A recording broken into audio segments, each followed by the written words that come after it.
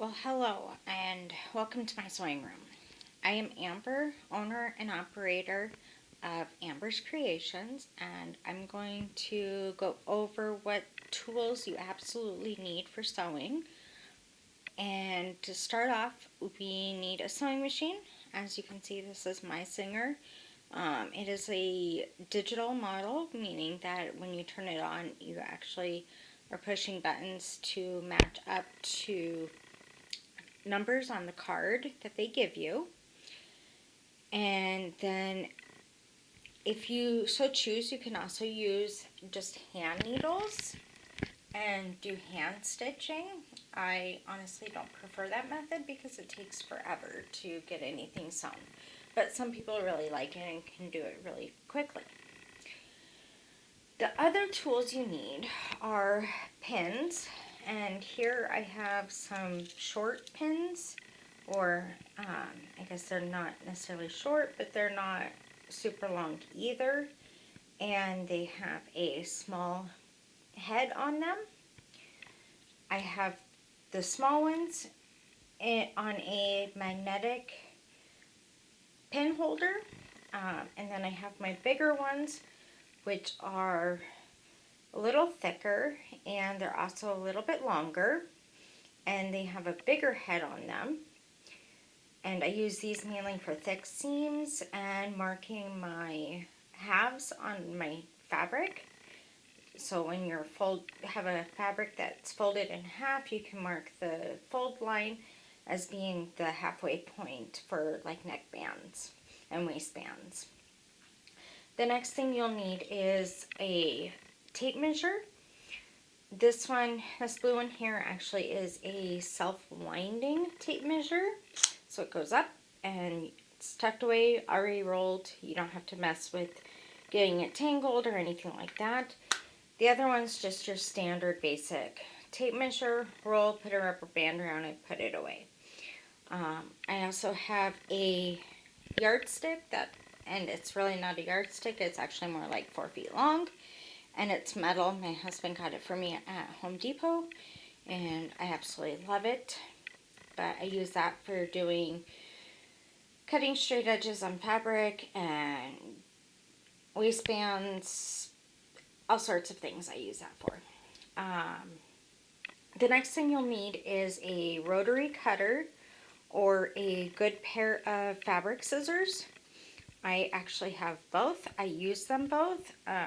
When I do my primary cutting on my patterns, I'll use the rotary cutters with these mats they're sitting on top of. And then I'll use the scissors to do any like trimming or seam reduction, that sort of thing. I can get into that more later as well. And then I got thread snips for my threads to use with my sewing machine. You'll also need some way to measure seam allowances, and hemming. I primarily use them for hemming more than seam allowances, but they do come in handy for both. And I have 3 different types there. I prefer this one here just because it's a little bit easier to use and I don't have to worry about anything moving on me. These both have movable slides that sometimes move when you don't want them to. You'll also need some way of marking your fabric for seams, notches, and button placement, and a whole bunch of other markings that typically come on patterns. And then a seam ripper in case you make a mistake and need to take your stitches out. Of course, thread that matches your fabric. So, sewing machine needles, bobbins, and a pattern that you're wanting to sew. And finally, your fabric. I will go in detail more on all of these tools and trades in later episodes. The other thing that I do recommend is having some sort of writing utensil and some place to write down measurements, because that will come in very handy to have them written down and already know what your size is. So other tools that make the job a little more easy for sewing and getting started and all of that is I use safety pins to mark my holes for buttons or matching points, that sort of thing. They're really nice, easy. I don't have to worry about them coming off like you do with the marking pens and the transfer paper. Also, I have this big kit of 72 different presser feet that makes my life a little bit more simple when it comes to doing zippers and um, buttonholes and just a whole bunch of different things that this kit can do. I don't need all of them. You haven't used all of them, but I have them if I need them. And then, of course, here's the presser feet that came with my machine and extra needles as well. I find a pair of tweezers is very helpful, especially when working with knit, but also just to pull the bobbin thread up from the bottom of the machine when you're first starting. And then these are called notions. We've got your buttons, your eyelets, and bias tape. Those are all extras that you will only need if your pattern calls for it. And this is a eyelet pliers that goes with this so that I can make sure they stay onto the fabric. These sewing clips are handy if you're doing a wide hem, so about 1 to 1.5 inches.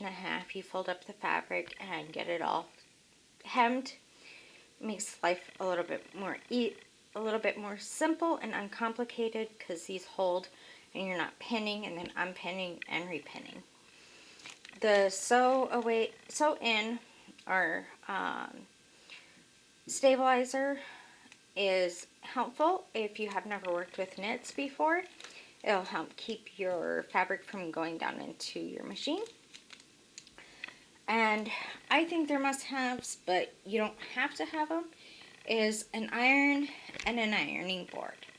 I also have a pressing cloth up here as well. It's just an old pillowcase that I've taken and cut open to have something in between my iron and my fabric. And then this I call a sausage roll, but I think it's more called a shoulder roll. I'm not 100% sure on that. But you can find them at Joann's, and they make seam flattening a lot easier.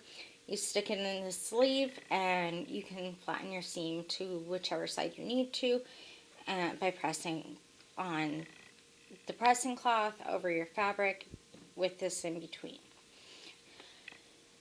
Well, that is the basics to what you need, and I will go into more detail, as I said earlier, of the rest of the stuff that you need and why everything is so helpful.